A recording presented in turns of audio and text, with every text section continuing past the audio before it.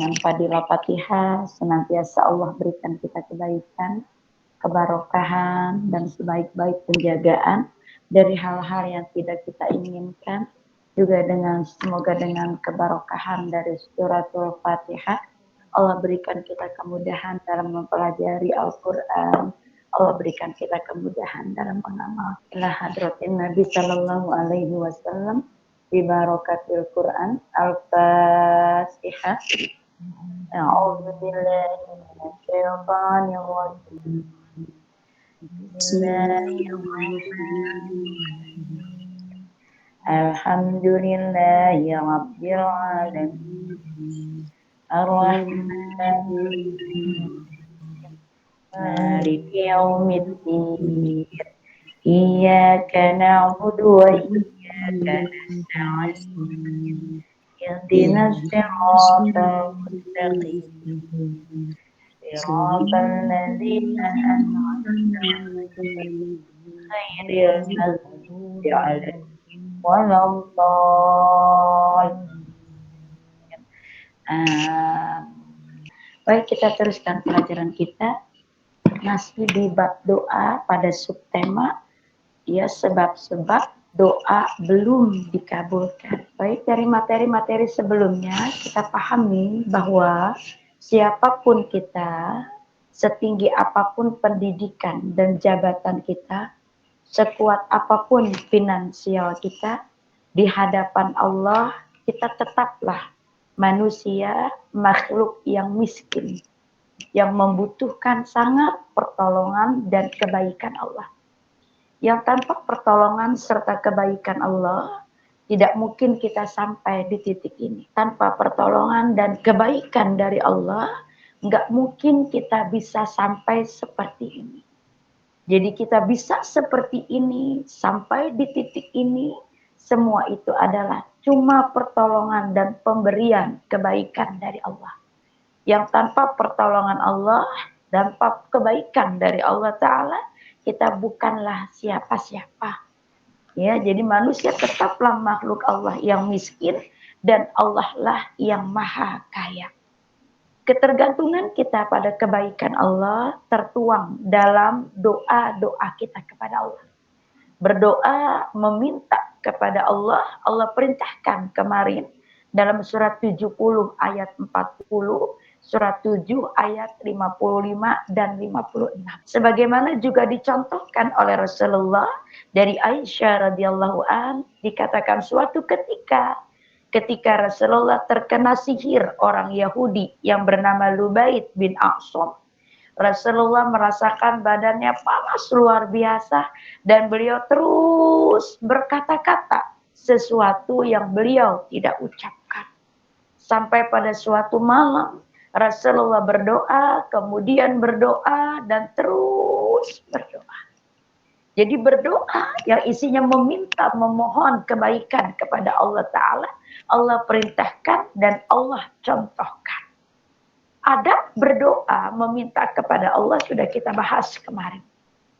Bahwa layaknya meminta kepada manusia dibutuhkan adab dan etika, apalagi saat kita berdoa kepada Allah. Karena hakikatnya saat kita berdoa, kita sedang berdialog kepada yang memiliki jiwa kita. Saat kita berdoa, kita sedang berdialog kepada pemilik seluruh pintu-pintu kebaikan.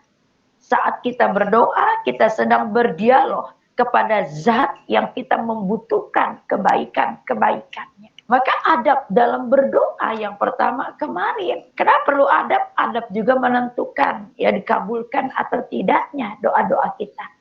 Maka adab berdoa yang kemarin yang pertama, ya memuji Allah terlebih dahulu dengan Asmaul Husna.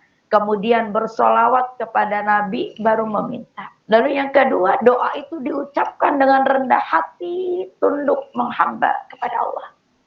Maksud rendah hati adalah dengan suara yang lembut, dengan rasa takut dan penuh harap agar doa itu dikabulkan oleh Allah.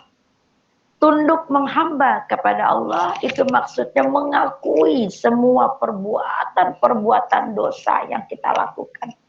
Nah, pengakuan terhadap semua dosa yang kita lakukan ini adalah puncak penghambaan seorang hamba kepada Allah. Lalu maksud tunduk menghamba kepada Allah yang kedua adalah doa itu diucapkan dengan mengangkat tangan, menghibah kepada Allah.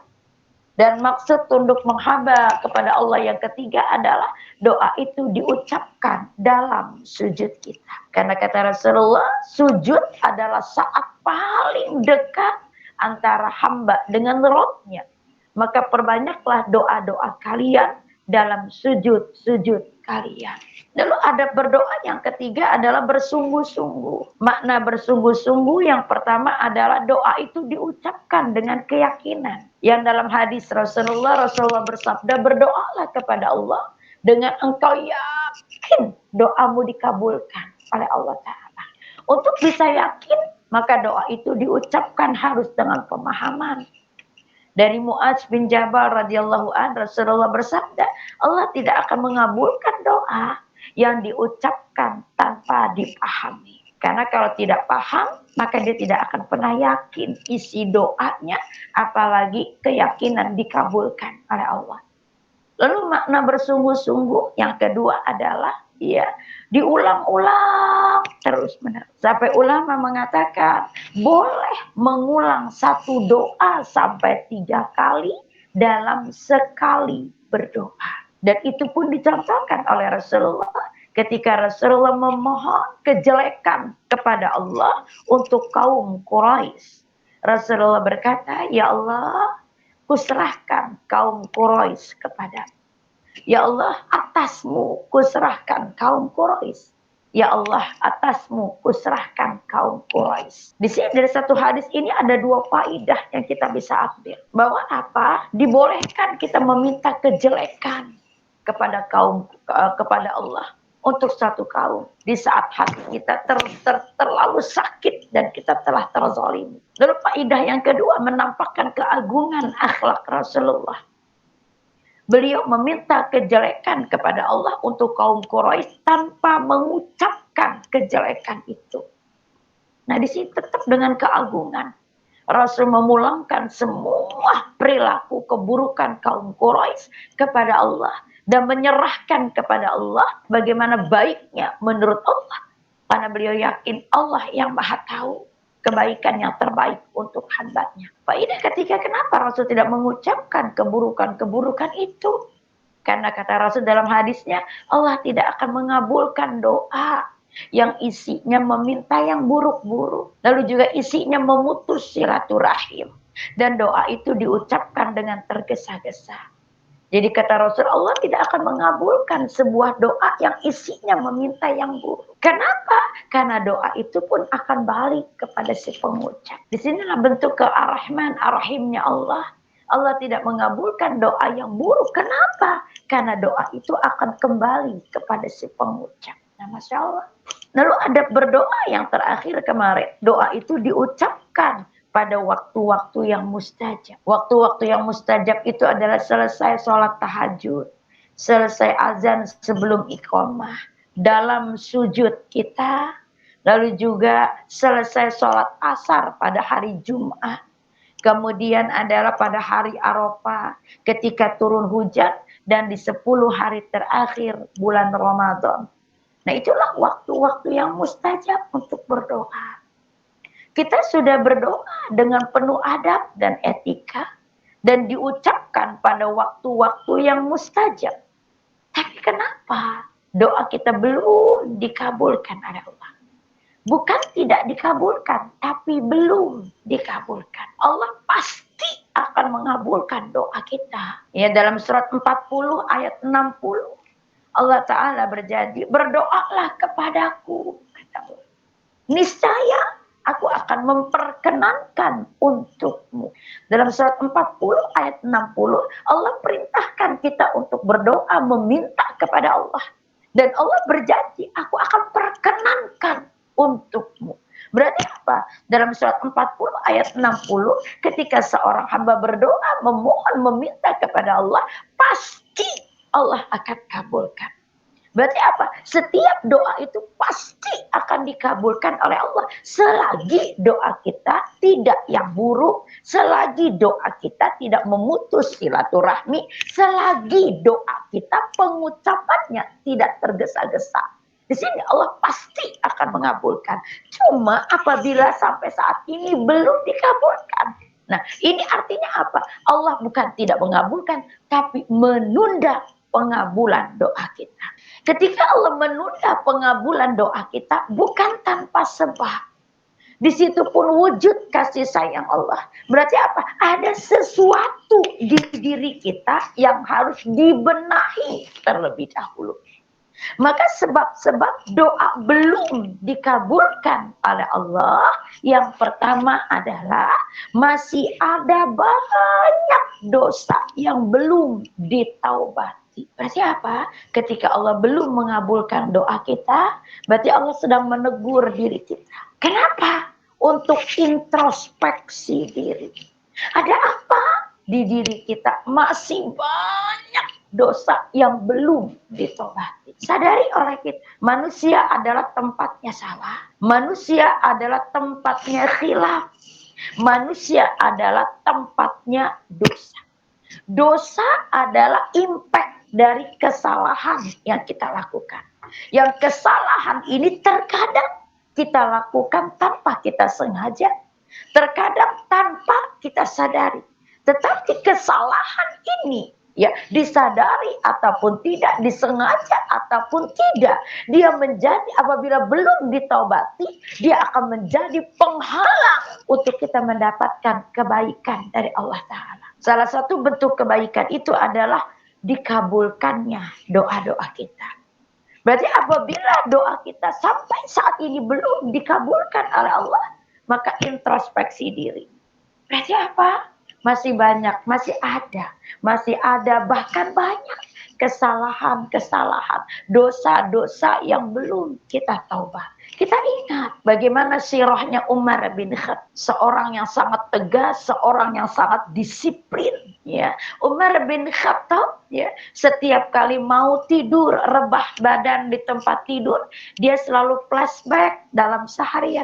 Kesalahan apa yang sudah dilakukan? Kesalahan apa yang sudah ia lakukan terhadap dirinya, terhadap orang lain? Sebagai manusia tentu tidak akan ingat, tidak akan sadar, karena kesalahan itu tanpa disadari, tanpa disengaja. Maka dengan keyakinan seperti itu, Umar bin Khattab jelang tidur memperbanyak istighfar. Harapannya apa? Istighfarnya itu menjadi penghapus kesalahan-kesalahan yang seharian tadi ia lakukan tanpa disadari, mungkin juga tanpa disengaja. Nah, itu kebiasaan Umar bin Khattab. Berarti apa? Selagi doa-doa kita belum dikabulkan oleh Allah, maka PR besar kita adalah introspeksi diri, muhasabah diri kita. Setelah introspeksi, muhasabah diri kita, maka apa? Bertobat kepada Allah. Isi tobat itu adalah istighfar dan lakukan kebaikan. Salah satu bentuk kebaikan itu adalah istighfar. Kenapa? Karena istighfar itu menghapus kesalahan. Dan kebaikan-kebaikan itu menutupi bekas-bekas kesalahan. Jadi introspeksi diri. Maka apa? Terbayang, teringat. Walau gak semua teringat kesalahan tadi. Bersegera. Untuk apa? Bertobat kepada Allah. Isi tobat, istighfar, dan lakukan kebaikan-kebaikan apapun kebaikan itu. Baik itu infak ataupun sedekah. Karena istighfar menghapus kesalahan dan kebaikan menutupi bekas-bekas kesalahan. Inilah perlunya introspeksi diri. Berarti apa? Perlunya ada satu waktu me time untuk kita. Kalau orang-orang di luar sana me time-nya itu sibuk di salon, kalau kita me time-nya itu adalah sibuk introspeksi diri, muhasabah diri. Berarti apa? Dalam kesendirian itu kita introspeksi diri, muhasabah diri. Lalu apa? Takut kita kepada Allah, menangis kita kepada Allah. Tangisan ini yang dicintai oleh Allah. Nah, itu Masya Allah akhirnya. Dari dampak dari introspeksi diri ada rasa takut kepada Allah. Lalu juga kita menangis kepada Allah. Tangisan itu pun dicintai oleh Allah. Coba, Masya Allah. Berarti apa? Ketika doa-doa kita belum dikabulkan oleh Allah, maka ada kesalahan. Allah memberikan sinyal, ya. Apa itu? Ada kesalahan yang belum kita tobati. Dan Allah memberikan kesempatan untuk apa? Bertobat, membersihkan kesalahan-kesalahan tadi. Ya, kita lihat firman Allah surat 66 ayat 8, kemudian juga surat 3 ayat 133.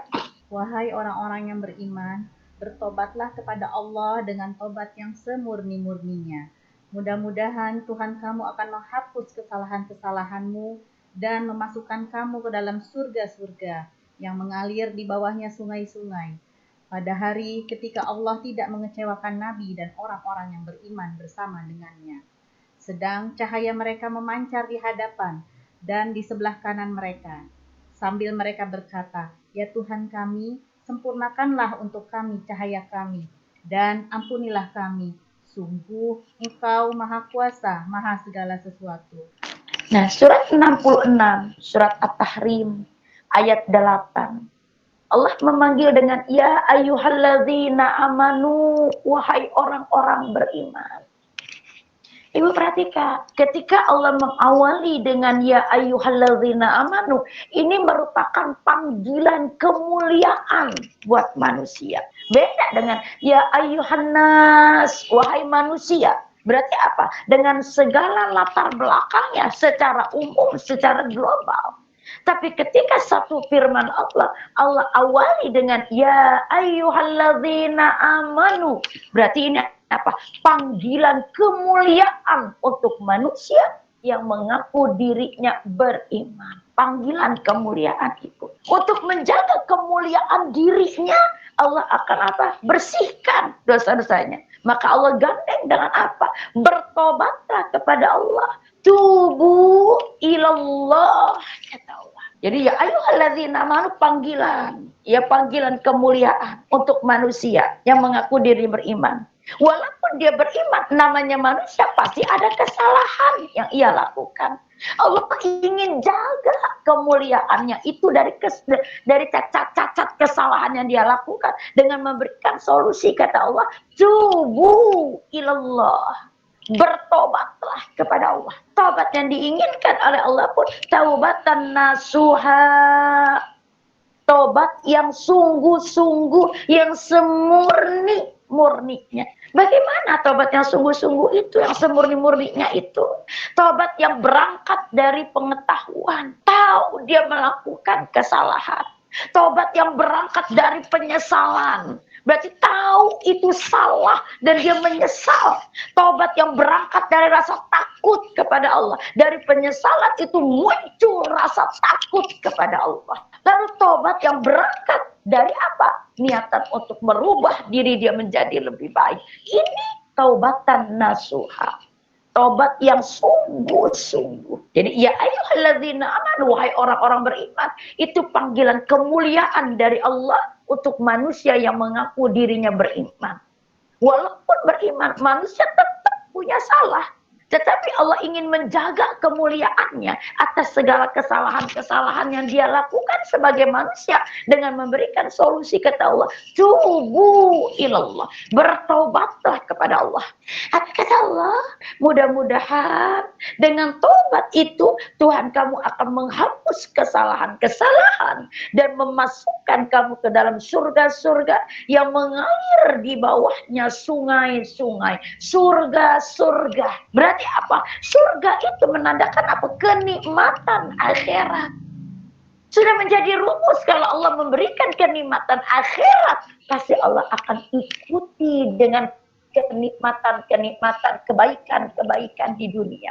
Salah satu bentuk kebaikan di dunia itu adalah dikabulkannya doa-doa. Kemudian surat 24 ayat 31 dulu. Surat 24 ayat 31. Dan katakanlah kepada para perempuan yang beriman, agar mereka menjaga pandangannya dan memelihara kemaluannya, dan janganlah menampakkan perhiasannya atau auratnya, kecuali yang biasa terlihat.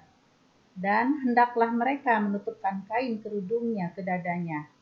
Dan janganlah menampakkan perhiasannya, auratnya, kecuali kepada suami mereka, atau ayah mereka, atau ayah suami mereka, atau putra-putra mereka, atau putra-putra suami mereka, atau saudara-saudara laki-laki mereka, atau putra-putra saudara laki-laki mereka, atau putra-putra saudara perempuan mereka, atau para perempuan sesama Islam, atau hamba sahaya yang mereka miliki, atau para pelayan laki-laki yang tua yang tidak mempunyai keinginan terhadap perempuan, atau anak-anak yang belum mengerti tentang aurat perempuan.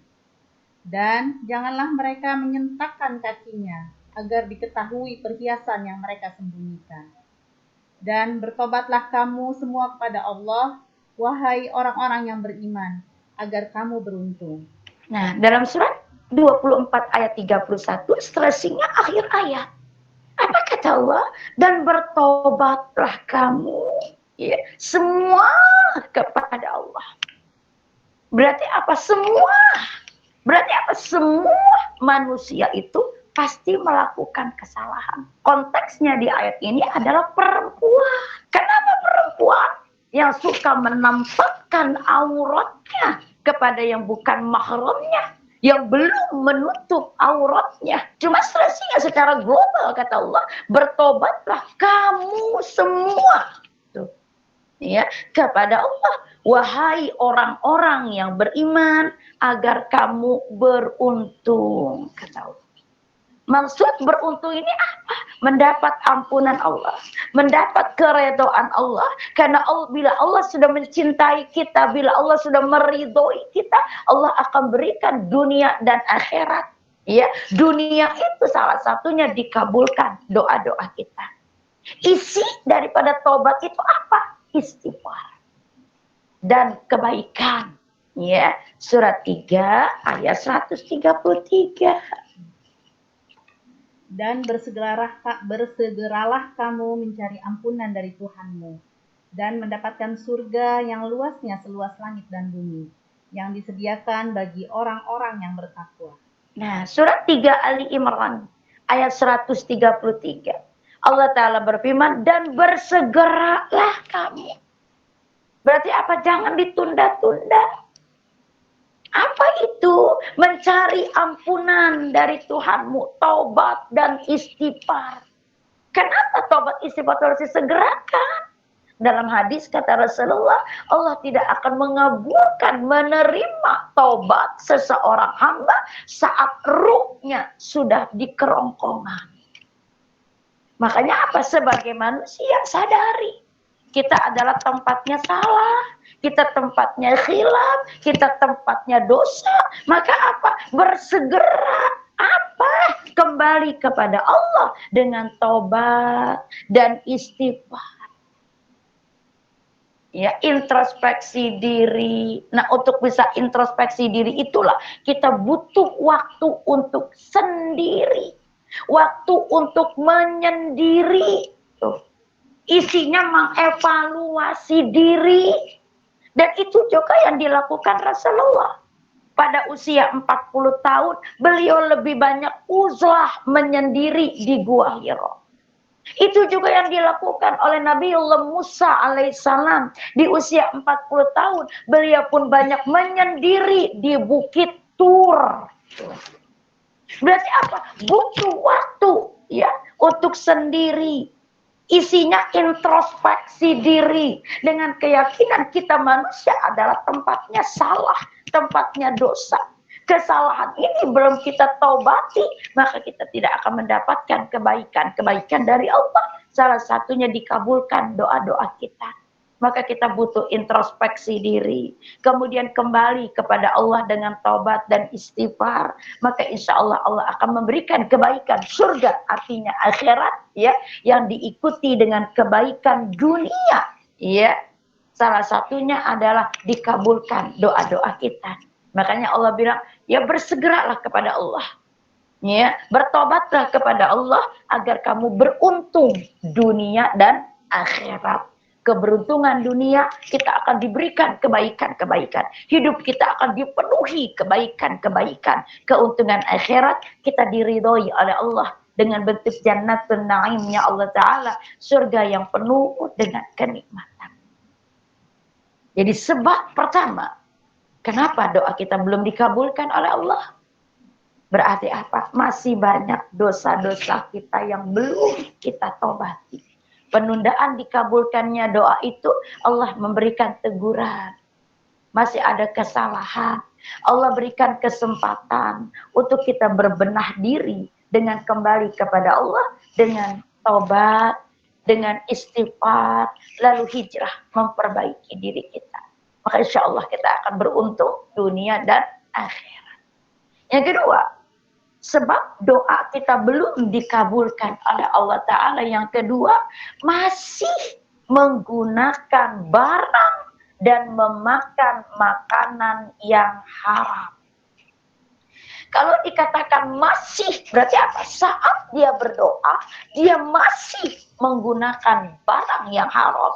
Dia masih mengkonsumsi makanan yang haram. Hati-hati, masalah harta di sini Allah lebih detail dengan dua pertanyaan. Dalam satu hadis Rasulullah dari Mu'adz bin Jabal radhiyallahu an, Rasulullah bersabda, tidak akan tergelincir kaki seorang hamba di Siratul Mustaqim sebelum ditanya 5 perkara. Salah satunya, kau dapatkan dari mana hartamu dan kau belanjakan kemana? Berarti apa? Masalah harta Allah menanyakan dari mana dan dihabiskan kemana. Kenapa? Karena dalam hadis Rasulullah bersabda, Allah itu maha baik dan hanya menerima yang baik. Berarti apa? Satu bentuk ibadah pun Allah akan terima. Asalnya dari baik, juga dijalankan kepada yang baik. Sehingga ibadah dari harta, Rasulullah mengatakan Allah tidak akan menerima ibadah dari harta bila cara mendapatkannya haram, disalurkan pada yang baik, tertolak ibadah. Dan Allah pun akan menolak ibadah dari harta didapat dengan cara yang baik tapi dihabiskan kepada yang haram. Allah pun akan menolak.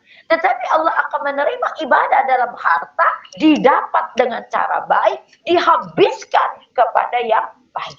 Selagi kita mendapatkan harta dengan haram, kita belanjakan kepada yang halal, itu pun akan tertolak. Itu pun kesalahan yang akan menjadi penghalang doa kita.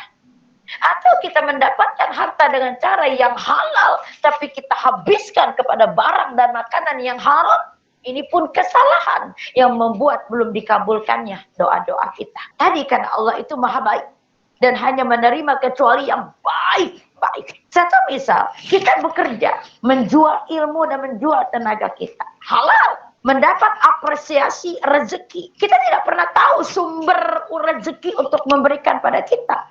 Maka Allah pun dan Rasulullah memberikan solusi. Bersihkan hartamu dengan zakat, infak, dan sedekah. Bersih harta kita. Kita ini harus apabila harta sudah bersih ini kita infakkan ke masjid, itu yang diterima oleh Allah sebagai ibadah. Apabila harta ini bersih tapi kita berikan kepada barang yang haram, makanan yang haram, maka dia pun akan tertolak sebagai ibadah. Saya yakin memakan makanan yang haram di sini kita nggak mungkin.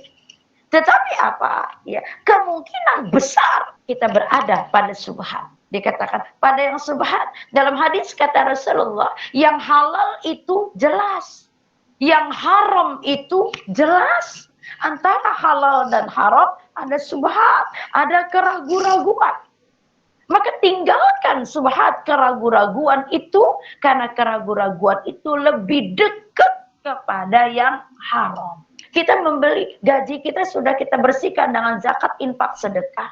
Lalu kita belikan makanan, semisal nasi goreng. Tapi nasi goreng itu bercampur dengan ancui, arak, itu pun haram.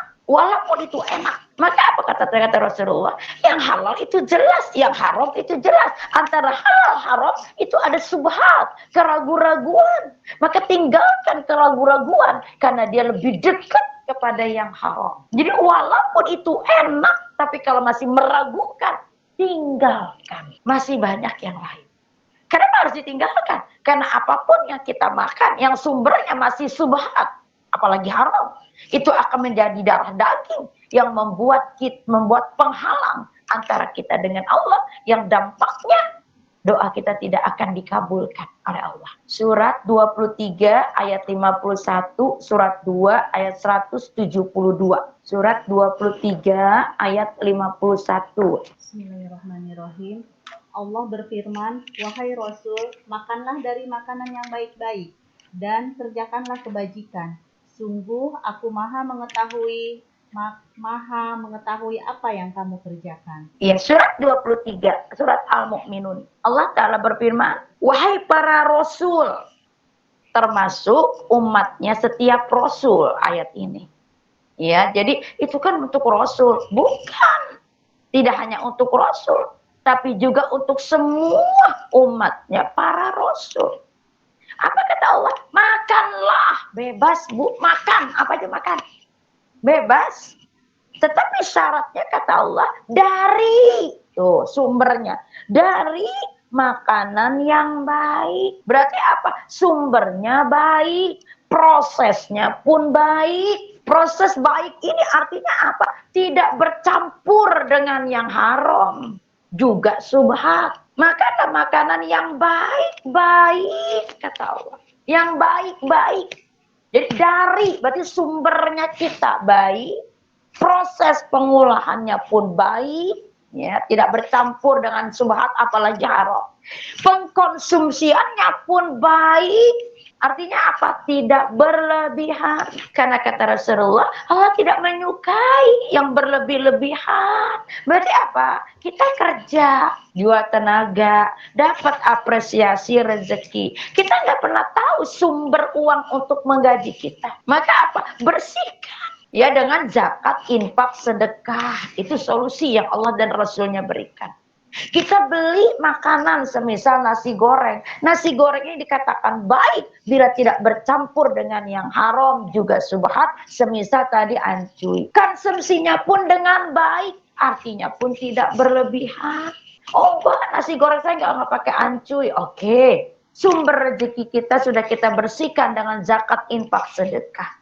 Lalu kita beli nasi goreng bagus, dia tidak bercampur barang haram, juga subhat. Tapi kita minta super pedas, bu, cabenya kalau perlu 1/4, nggak apa-apa, kata pecinta pedas. Nah itu pun tidak baik. Cabai adalah halal, tapi tidak baik. Ini kata Rasul, Allah tidak menyukai yang berlebih-lebihan. Pasti ketika Allah dan Rasulullah tidak menyukai, akan ada dampak buruk untuk kita. Makanya Allah katakan, makanlah, berarti bebas, makan apa aja.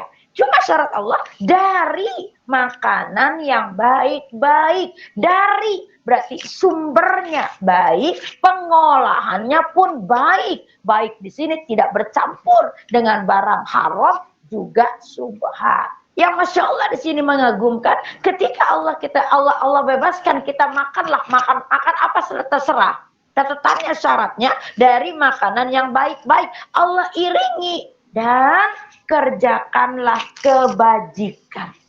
Orang makan tapi suruh lakukan kebajikan. Ada apa? Ini Masya Allah. Makanlah, kata Allah, makan apa aja bebas. Cuma syaratnya dari makanan yang baik-baik. Setelah makan, kata Allah, kerjakanlah kebajikan. Kebajikan itu apa? Bersyukur. Salah satunya, bersyukur kepada Allah. Ciri syukur di sini apa? Tidak melaknat dan mencela, membuang makanan. Lalu arti lakukan kerja kebajikan ini juga apa? Mengawali makan tadi dengan basmalah. Kita punya gaji, sudah kita bersihkan harta kita dengan zakat, infak, dan sedekah. Kita beli ayam. Ayam itu hewan halal, hewan baik. Tetapi apa? Kita tidak pernah tahu ayamnya kita beli itu disembeli pakai basmalah atau enggak. Kita nggak tahu. Kita beli daging sapi, itu baik, halal. Tapi kita tidak pernah tahu daging sapi ini disembelinya pakai nama basmalah apa enggak. Kita nggak tahu.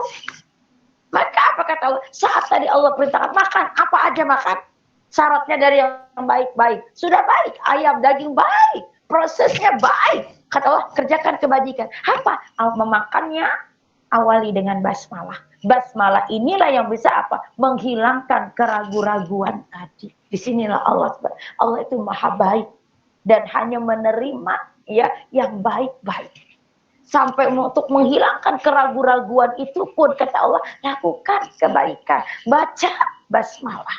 Lalu apalagi kata Allah, sungguh aku maha mengetahui apapun yang kamu kerjakan. Maksudnya apa? Sudah tahu itu bercampur barang sebahat, masih dimakan. Allah tahu. Enggak tahu, tapi dikasih tahu. Pura-pura enggak tahu. Allah juga tahu. Ini udah dikasih tahu, pura-pura enggak tahu. Kenapa pura enggak tahu? Habis enak. Nah ini pun juga Allah tahu. Karena kata Rasulullah, seburuk-buruk manusia adalah yang tidak tahu dan tidak mencari tahu. Dan Allah melaknat orang yang sudah tahu tapi pura-pura tidak tahu. Berarti apa? Selagi kita masih makan menggunakan barang yang haram, artinya apa? Sumber kita haram. Ya, beli yang halal atau sumber kita halal tapi belanjanya yang haram. Untuk makanan sumber kita halal, belinya yang haram. Sumber kita halal tapi bercampur dengan yang haram atau subhat, itu adalah kesalahan yang membuat doa kita dipending atau belum dikabulkan oleh Allah. Ambil dalam sebuah hadis Rasulullah, riwayat Imam Muslim. Ya, kata Rasulullah, seseorang ya rambutnya kusut, berdebu, menengadahkan tangan ke langit dan berkata, wahai Rabbku, wahai Rabbku. Berarti dia meminta kepada Allah.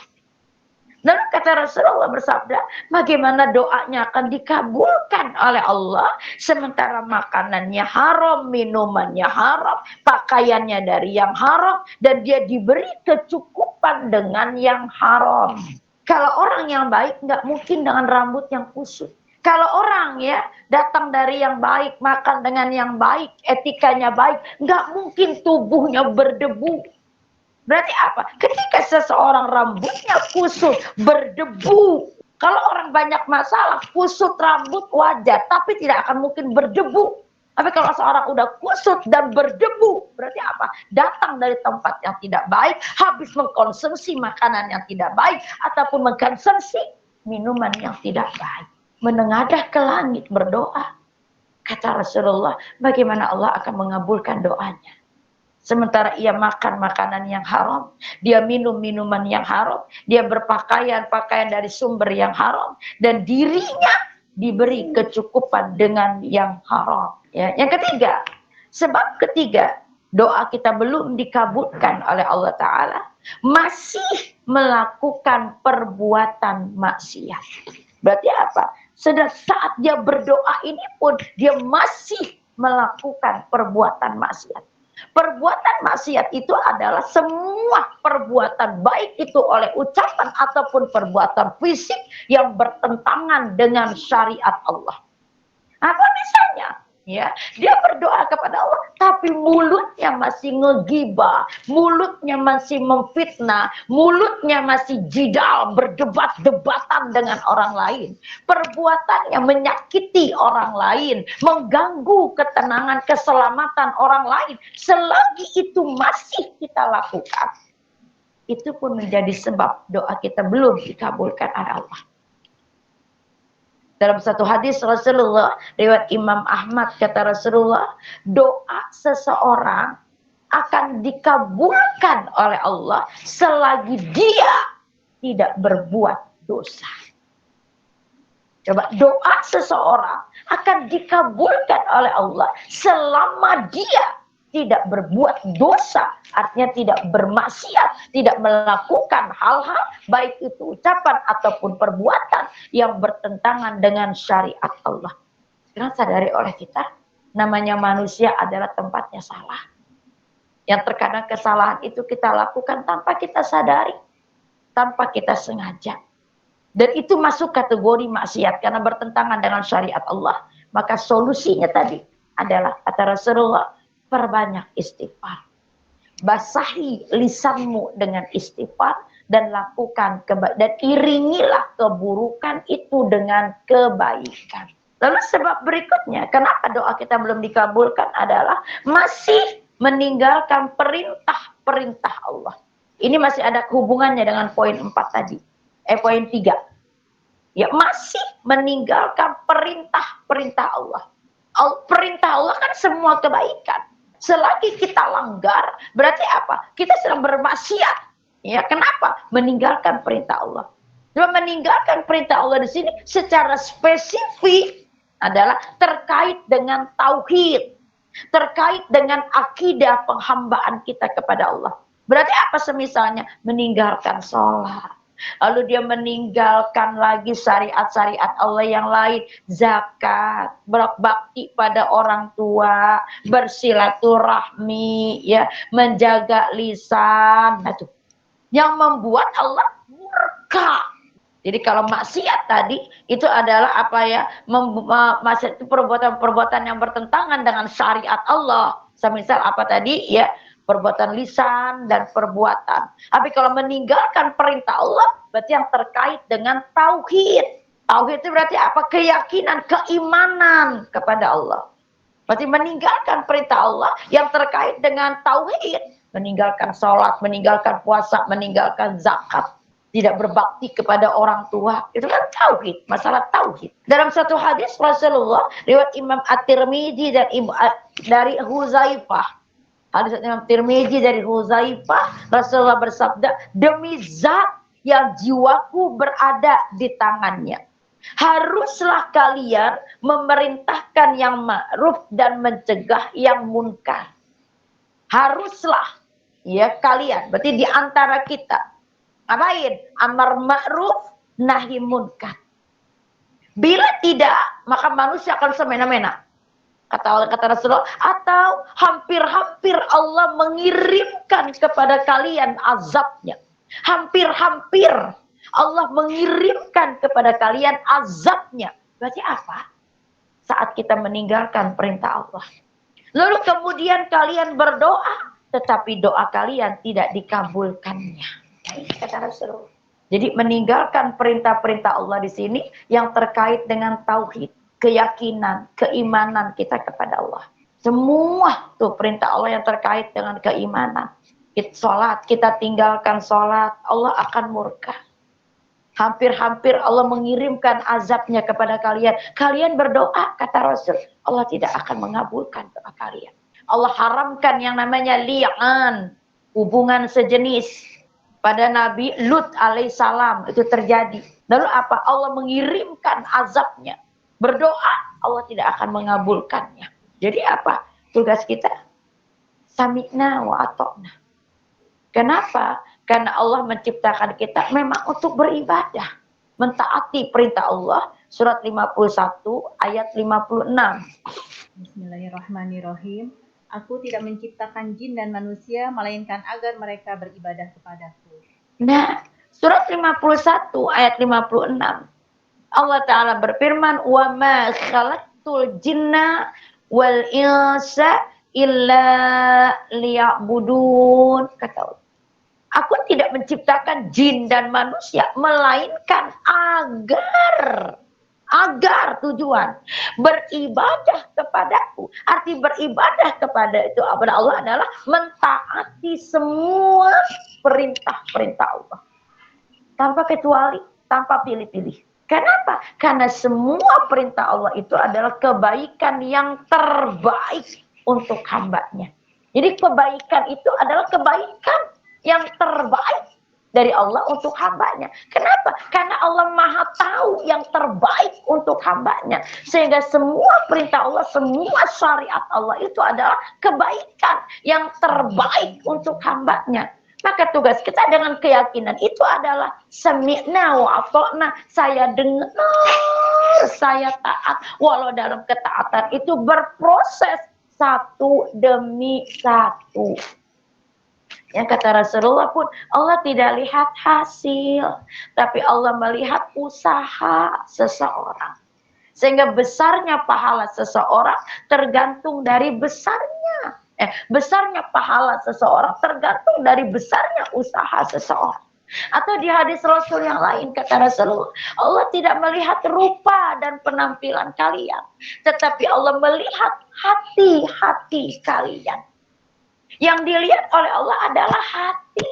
Karena hati ini tempat bersemayamnya iman. Iman menjadi penentu ketaatan seorang hamba kepada Allah. Maka apa PR kita? Jaga hati kita. Namanya manusia pasti melakukan kesalahan. Maka bersihkan hati kita juga dengan taubat dan istighfar.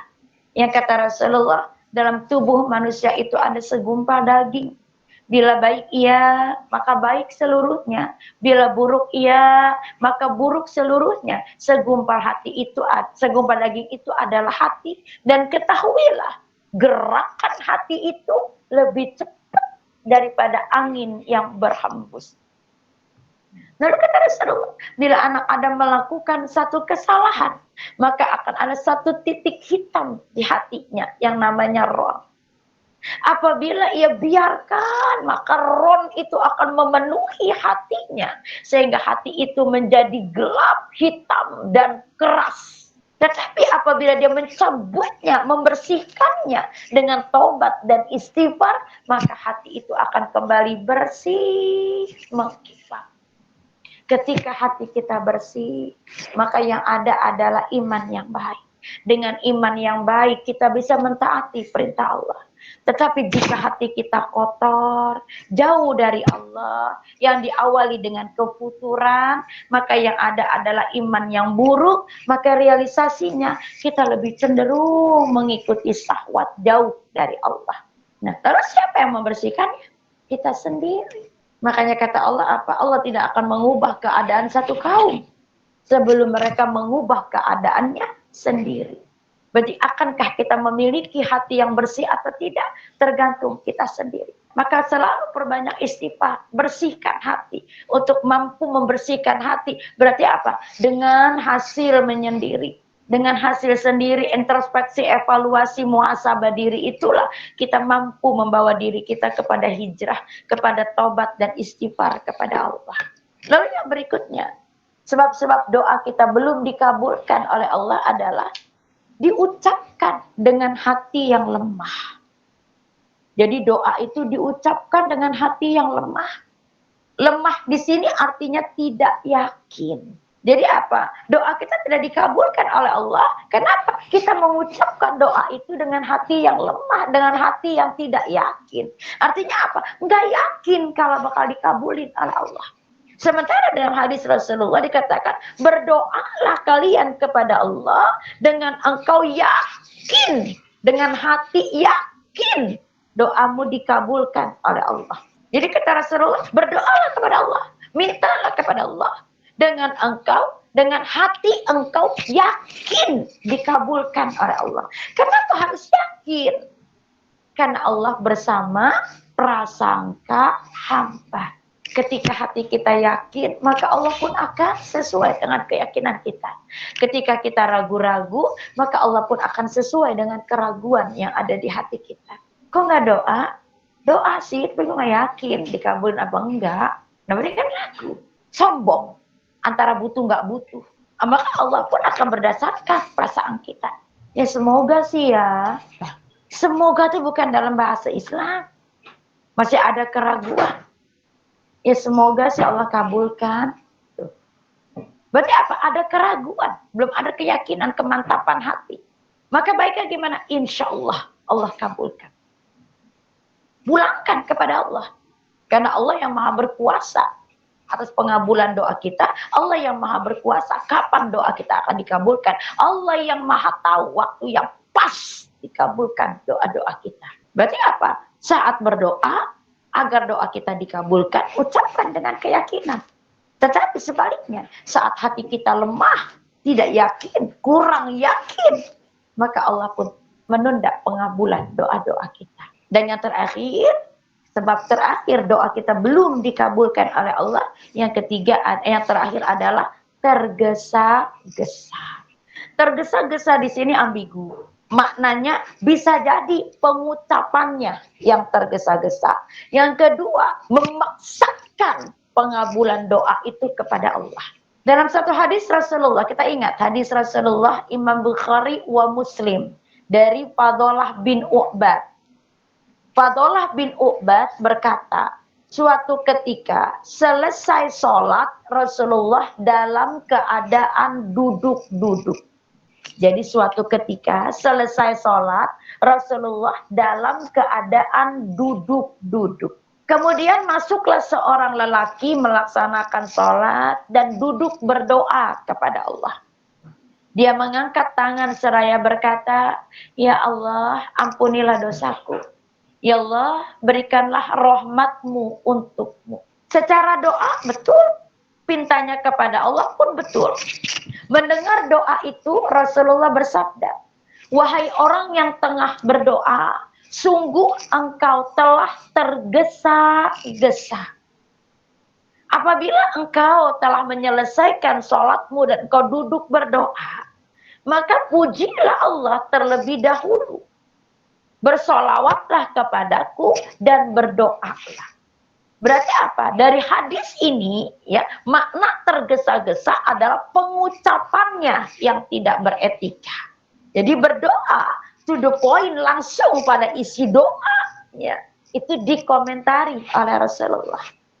Kata Rasul, apabila engkau telah melaksanakan sholat dan duduk berdoa, maka pujilah Allah terlebih dahulu. Bersolawatlah kepadaku, lalu berdoalah. Saat kita abai langsung pada poin-poin doa kita, berarti kita sedang tergesa-gesa, tidak beradab. Makna tergesa-gesa yang kedua juga adalah memaksakan pengabulan doa kepada Allah.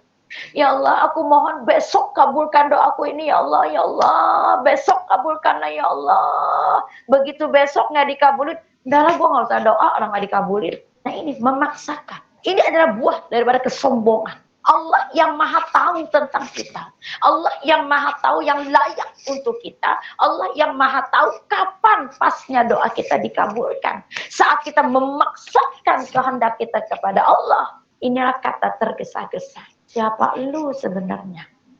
Yang ada kita mengikuti aturan Allah, bukan memaksa Allah mengikuti aturan kita.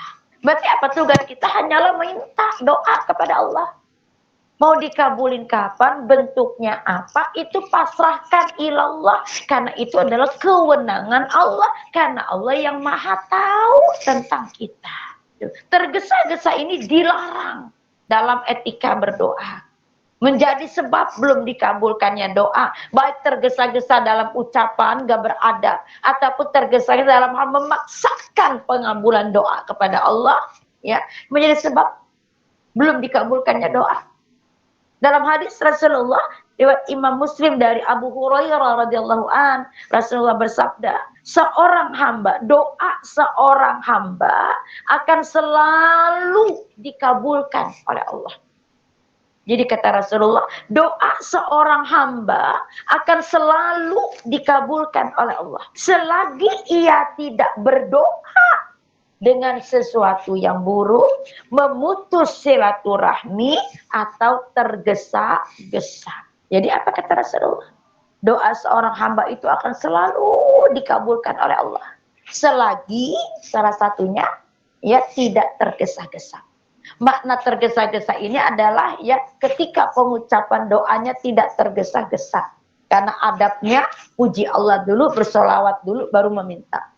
Makna tergesa-gesa juga di sini adalah memaksakan pengabulan doa itu sesuai kehendaknya kepada Allah. Nah itu coba sebab-sebab doa kita belum dikabulkan. Jadi sebab-sebabnya adalah satu, masih banyak dosa kita yang belum kita taubati. Berarti apa? Allah tunda doa kita dikabulkan. Karena itulah cara Allah menegur kita, mengingatkan kita bahwa masih ada kesalahan dalam diri kita. Allah kasih waktu untuk kita apa? Ya, memperbaiki diri kita. Maka apa ketika doa kita belum dikabulkan? Introspeksi diri, bukan bersuuzon kepada Allah. Introspeksi diri, yakini kita masih punya salah. Lalu kembalilah kepada Allah dengan tobat dan istighfar. Maka insya Allah dengan istighfar itu Allah hapuskan kesalahan kita, Allah berikan kebaikan dunia dan akhirat. Salah satunya dikabulkan doa kita. Yang kedua adalah masih menggunakan barang dan memakan makanan yang haram. Maka PR besar kita selektiflah dalam mencari rezeki. Bersihkan harta kita dengan zakat, infak, sedekahnya. Selektiflah dalam memakan makanan. Berarti apa? Harus cari tahu pengolahannya ini seperti apa. Kalau sudah tahu, maka pengkonsumsiannya pun harus baik, ya, tidak berlebihan. Karena Allah itu maha baik dan hanya menerima yang baik-baik. Yang ketiga, ya, masih melakukan perbuatan maksiat. Maka berhati-hatilah dengan ucapan dan perbuatan kita. Untuk bisa berhati-hati, maka banyaklah diam di rumah. Keluarlah sebatas kebutuhan, kemudian kembali lagi ke rumah. Itulah salah satu bentuk ikhtiar kita untuk menjaga diri kita, meminimalisir diri kita untuk jatuh dalam perbuatan maksiat. Yang keempat, masih meninggalkan perintah Allah. Maka PR kita adalah taati semua perintah-perintah Allah. Jujur kita seorang muslim, tapi kita belum mengenal jauh tentang Islam. Kita tahu Allah mengatakan, ya ayyuhalladzina amanu bisilmi kafah. Wahai orang beriman, masukilah Islam secara keseluruhan. Tapi kita belum tahu secara keseluruhan. Maka yang terbaik adalah hadiri setiap kajian-kajian ilmu, lalu amalkan ilmu tersebut. Karena Allah menciptakan kita semata-mata untuk beribadah kepada Allah. Artinya adalah mentaati semua perintah-perintah Allah. Lalu yang berikutnya adalah doa kita belum dikabulkan karena kita berdoa dengan hati yang lemah. Arti lemah di sini adalah tidak yakin. Maka PR kita adalah berdoalah dengan hati yang yakin. Lalu kapan dikabulkan? Bentuknya seperti apa? Pasrahkan ilallah kepada Allah. Karena itu adalah dalam kewenangannya Allah. Dan yang terakhir tergesa-gesa. Maka berdoalah kepada Allah dengan tidak tergesa-gesa. Artinya penuh adab dan etika. Adabnya adalah saat berdoa puji Allah dulu dengan Asmaul Husna. Bersolawatlah kepada Nabi, baru kita berdoa. Dan jangan tergesa-gesa juga memaksakan pengabulan doa. Karena kita tahu dengan seyakin-yakinnya Allah yang maha tahu yang terbaik untuk hambanya. Nah, Masya Allah ya, kalau kita jalani Islam itu dengan kepasrahan kepada Allah, maka kita akan mendapati kehidupan yang tenang, kehidupan yang nyaman. Karena apa? Allah menjanjikan kebaikan untuk kita, Allah memberikan jaminan doa kita pasti akan dikabulkan oleh Allah, asalkan doa itu sesuai dengan yang diinginkan oleh Allah, yang diterangkan oleh Rasulullah. Insya Allah. Nah, itulah sebab-sebab doa belum dikabulkan. Terlihat sepele tapi dampaknya luar biasa. Maka insya Allah di bulan depan kita akan membahas tentang air mata yang menghantarkan pada surganya Allah Ta'ala. Kita akan lihat air mata seperti apa. Lalu bagaimana air mata kebiasaan para Rasulullah, sahabat, ya, lalu juga para tabi'in dan salafus soleh untuk kita bisa mengintrospeksi diri kita. Mudah-mudahan bermanfaat. Saya harus segera berangkat kembali. Mudah-mudahan semuanya dalam lindungan dan kebaikan yang terbaik dari Allah Ta'ala. Kita sudahi pertemuan kita dengan istighfar. Astagfirullahaladzim, astagfirullahaladzim, astagfirullahaladzim, wa atubu ilaih. Subhanaka Allahumma wa bihamdika, asyhadu an la ilaha illa anta, astaghfiruka wa atubu ilaih. Alhamdulillahirabbil alamin. Assalamualaikum warahmatullahi wabarakatuh.